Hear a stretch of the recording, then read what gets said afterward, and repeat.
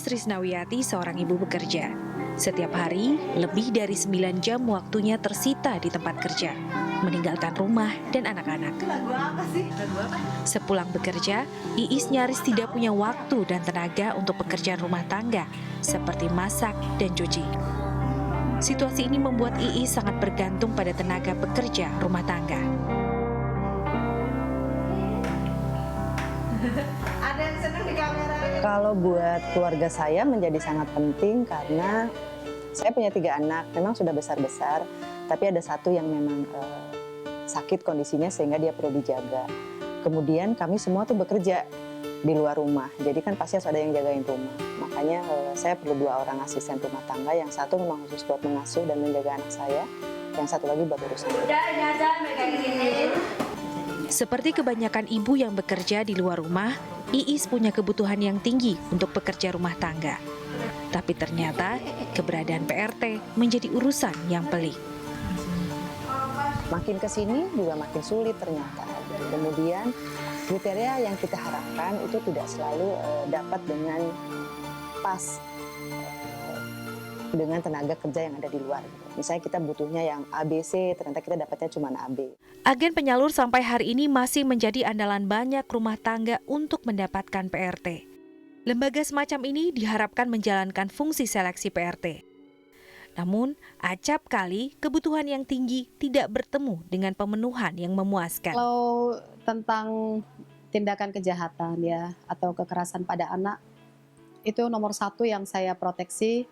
Tenaga kerja ini untuk keluar dari yayasan saya itu tidak dilakukan, ya. Tidak ada satu agensi pun berharap itu terjadi, ya kan? Makanya memang pihak agensi juga pastinya benar-benar sebelum disalurkan itu, ya baik secara mental dan psikologis ya, benar-benar diperhatikan, keterampilannya juga, kemudian riwayat tenaga kerja ini, riwayat keluarga gitu kan. Bangun paling pagi, tidur paling malam, mulai dari masak, cuci, mengasuh, hingga pijat. Tapi untuk pekerja yang harus siap 24 jam untuk majikannya, seorang PRT tidak selalu diperlakukan dan diupah layak. Setamat sekolah dasar di Kabupaten Bogor, Jawa Barat, seorang kerabat membawanya ke sebuah rumah besar di Jakarta. Ani dijanjikan disekolahkan oleh si pemilik rumah. Alih-alih disekolahkan, Ani malah dijadikan pekerja rumah tangga dan mendapat serangkaian tindak kekerasan selama 9 tahun. Ani kehilangan masa kanak-kanaknya. Selama 9 tahun, ia tidak diperkenankan keluar rumah majikan, tidak pernah pulang ke kampung halaman, bahkan tidak menerima upah sepeser pun. Enggak, katanya ngomongnya uang jajan, terus uang jajannya dikasih ke ayah katanya, gitu. Setiap tahunnya Metanya datang ke rumah ke sana ke Bogor, tapi Aninya nggak diajak karena kan kondisi Ani udah begini. Terus ngomongnya sama keluarga Ani, anak-enak aja katanya.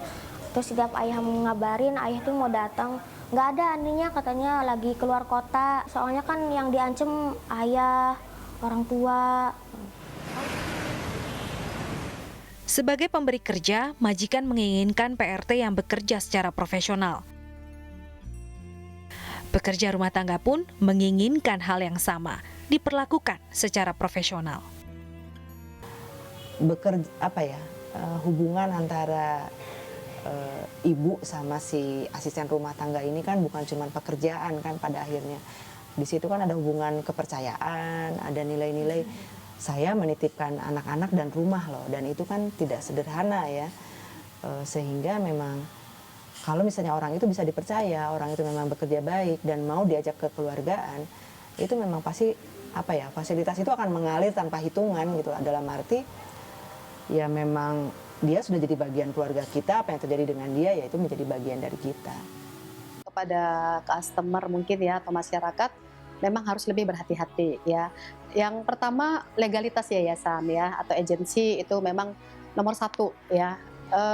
Itu harus terdaftar, ya kan?